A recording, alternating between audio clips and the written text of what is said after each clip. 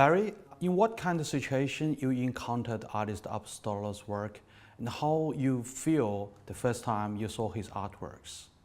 Oh, I can't forget it. It was 2005, and it was at the Zippis Gallery in Paris.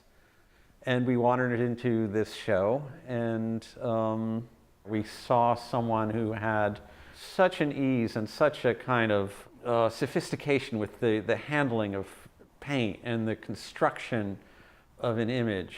Several years later that we met in person, what was very clear to me straight away was that the physical gestures of Apostolos and his humor that you encounter when you talk to him in person are exactly the same as what you see in his paintings. His paintings really authentically reflect the person that you meet. And when you have a conversation with him and he describes a situation to you, he uses these gestures with his hands, and you see, and then you go and look at the paintings, and you see, oh, there's the same gestures that are in the painting, and but then you also think, maybe they're sort of the same gestures that he used when he painted them. So it's sort of like, it's parallel on three different levels: the real gesture, the depicted gesture, and the creative gesture.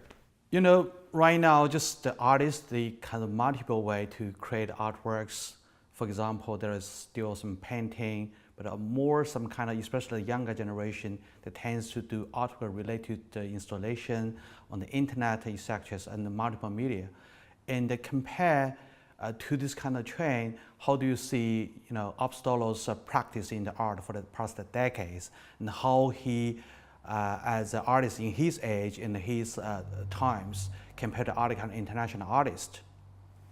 I have to say that I think that as we become more and more familiar with all kinds of media, with installations, with social media, even as a kind of way of disseminating artwork, people have more and more understanding of what the value of painting is as a thing that is made in a very direct way by an individual.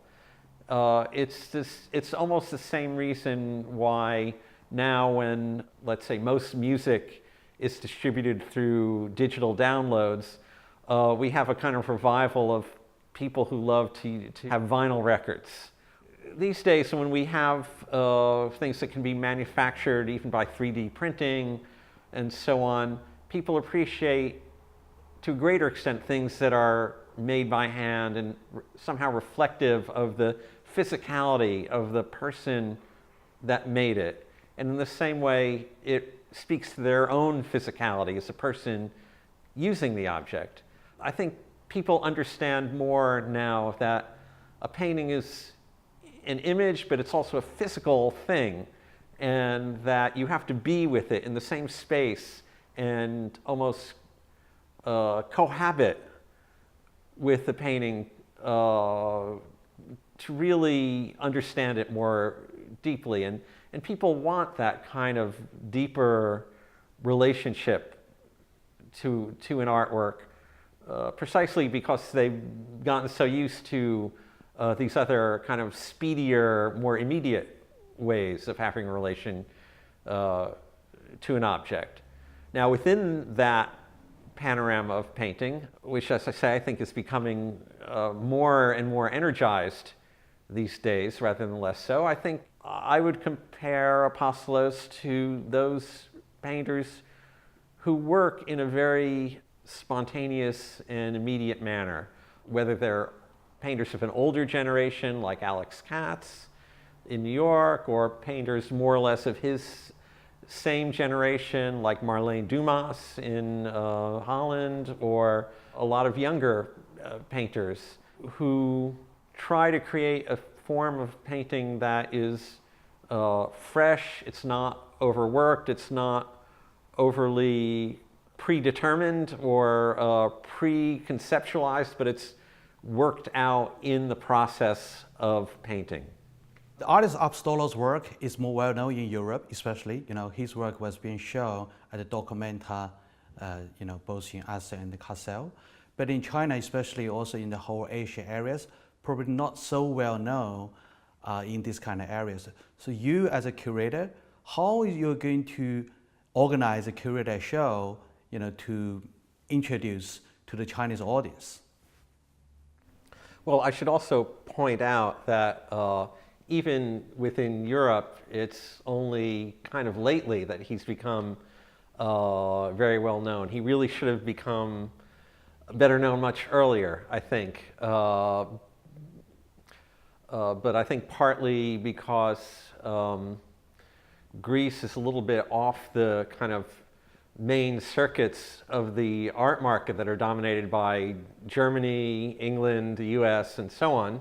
He became known more slowly, and he's the kind of person that he never wanted to leave Greece. When you think of artists of previous generations from Greece who became very famous, they were ones who left and went to another country, like Janus Kanellis, who went to Rome and made his career as part of the Italian art scene, really. Apostolos has always been here in Greece, and he's never wanted to leave, and he's also never wanted to, so to speak, advertise himself or show himself. He likes to work quietly without too much publicity or things like that. So he's taken his career more slowly than he could have if he had the desire to do things in a different way. But now he has become much more known, as you say, through Documenta and some other big exhibitions. But still, I think it's very good that your foundation doing an exhibition of his at a point where it makes a difference to make him known in another part of the world. You're not following a trend, really. You're helping to push it forward on your own initiative. Just you have been known the artist Apostolos for many years.